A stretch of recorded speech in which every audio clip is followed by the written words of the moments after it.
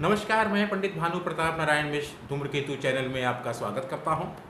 आप जानते ही हैं मैं श्री गणेश कथा वाचक हूं और ज्योतिष शिक्षक हूं। साथ ही कई अखबारों में ज्योतिष कॉलम मुझे लिखने का अवसर बराबर मिलता रहता है। आज का जो सवाल है बड़ा ही रोचक है और वो सवाल भेजा है दिल्ली में रहने वाले गणेश नगर के निवासी गणेश भक्त श्रीमान सुनील पाठक जी ने। और सवाल ये है कि जब आदमी के अब प्राण निकल रहे हो, आदमी मरने वाला हो, तो उसको किस देवी देवता का स्मरण करना चाहिए जिससे उसकी इच्छाएं जो अधूरी रह गई हैं वो पूरी हो सके। हमारे शास्त्रों में आप जानते ही हैं एक से बढ़कर एक उपाय लिखे हुए हैं और हम सभी जानते हैं कि मरते समय अगर हम श्री नारायण श्री हरि हरि करते रहें तो हमको मोक्ष की प्राप्ति होती है। लेकिन श्री हरि करने तो उनकी माया हमको घेर लेती है और जब माया घेर लेती है तो हमको श्री हरि याद नहीं रहते हैं।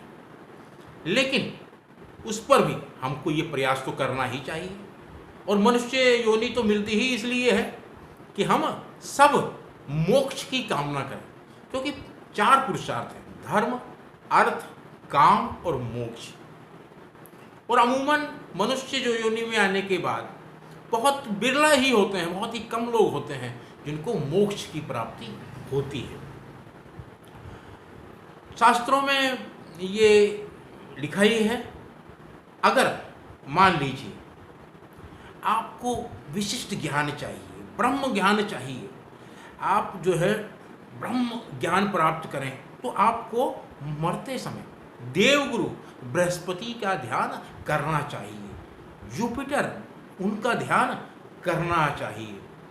अगर आप चाहते हैं कि आपके शरीर की इंद्रियां बहुत शक्तिशाली हों और उसमें विशेष शक्ति चाहते हैं तो आप देवराज इंद्र को याद करें माता इंद्राणी के साथ। तो आपके अगले जन्म में जब मृत्यु होगी तो आपको देवराज इंद्र की कृपा से, क्योंकि मरते समय आपने देवराज इंद्र का ध्यान किया है, तो आपकी शरीर में अद्भुत शक्ति पैदा होगी, आपकी इंद्रियां बहुत शक्तिशाली होगी। तो बृहस्पति का स्मरण करना चाहिए। और अगर आप चाहते हैं कि आप संतानवान हो,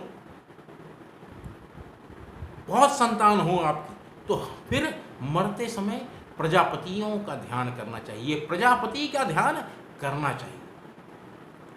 अगर आप बहुत सुंदर दिखना चाहते हैं, अगर आप बहुत बहादुर बनना चाहते हैं, तो आप सुंदर और आकर्षक दिखने के लिए तो अग्निदेव को याद करें माता स्वाहा के साथ। और बहुत शक्तिशाली होने के लिए आप रुद्रदेव का स्मरण करें। 11 रुद्र है, ध्यान रखिएगा। तो रुद्रदेव का स्मरण करें मरते समय तो आप बहुत शक्तिशाली हो जाएंगे। आप चाहते हैं कि आपके पास अन्न के भंडार भरे हों, अन्न ही अन्न हो आपके पास, तो आप अदिति, माता अदिति का ध्यान करें। माता अदिति कौन? जितने भी देव देवता पैदा हुए हैं सब माता अदिति से पैदा हुए हैं। और जो लक्ष्मी जी की आराधना चाहते हैं, जो चाहते हैं लक्ष्मी जी की कृपा बनी रहे, तो उन्हें माया देवी का स्मरण करना चाहिए। ये स्मरण कब करना चाहिए? जब आपकी मृत्यु होने वाली हो, स्वर्ग की कामना हो। स्वर्ग अगर आप चाहते हैं कि देवराज इंद्र के पास बैठने का सौभाग्य आपको हासिल हो, तो आप माता अदिति के जो पुत्र हैं वो देवताओं की आराधना करें। उसमें कौन कौन से हैं? सूर्य नारायण है, वायुदेव है, देवराज इंद्र तो हैं ही, इनकी आप आराधना करें तो आपको बहुत फायदा होगा। वरुण देव हैं। जिसे राज्य की अभिलाषा हो, यानी जो अगले जन्म में मरने के बाद बहुत बड़ा नेता बनना चाहता हो, बहुत बड़ा पॉलिटिशियन बनना चाहता हो, तो उसे मरते समय विश्व देवों का स्मरण करना चाहिए। विश्व देवों का स्मरण करेंगे तो आपको अगले जन्म में किसी राज्य का, किसी देश का मुख्यमंत्री, प्रधानमंत्री, राष्ट्रपति बनने का सौभाग्य हासिल होगा। तो विश्व देवों का स्मरण आप मरते समय करेंगे, तब आपके साथ ये आपको सफलता अगले जन्म में मिल सकती है और आप सफल नेता, राजनीतिज्ञ बन सकते हैं। विद्रोही प्रजा अगर आपकी है और आप बहुत पीड़ित हैं उससे, और आपकी लोकप्रियता बहुत बुरी तरह से गिर रही है, चारों तरफ आपके आलोचना हो रही है, आपसे शासन नहीं संभल रहा है और आप अपने शत्रुओं से परेशान हैं, तो ऐसे लोगों को साध्य देवताओं का आराधन करना चाहिए, उन्हें स्मरण करना चाहिए और उन्हें प्रणाम करना चाहिए।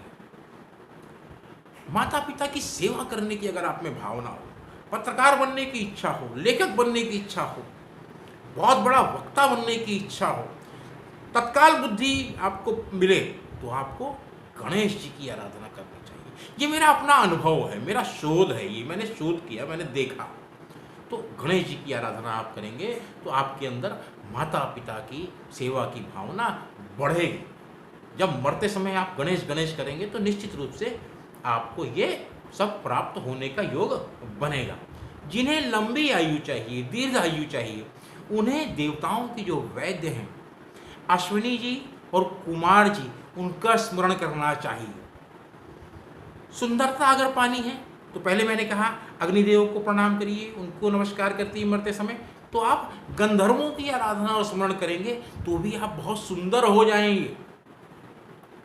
अब जिन लोगों का जन्म लड़ते झगड़ते बीता है और जो पति पत्नी हैं, घर में कला कलेश से परेशान हैं और वो चाहते हैं कि अगला जन्म ऐसा ना हो, उनमें आपस में प्रेम पैदा हो, तो उन्हें माता पार्वती जी का स्मरण करना चाहिए।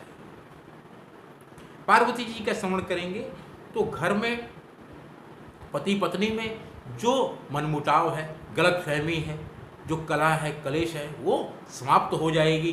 तो जिनको ये समस्या है वो मरते समय अगर माता पार्वती जी का स्मरण करेंगे तो उन्हें अगला जन्म बहुत प्रेम पूर्वक, प्रेम सहित बीतेगा, अच्छी पत्नी मिलेगी, अच्छा पति मिलेगा।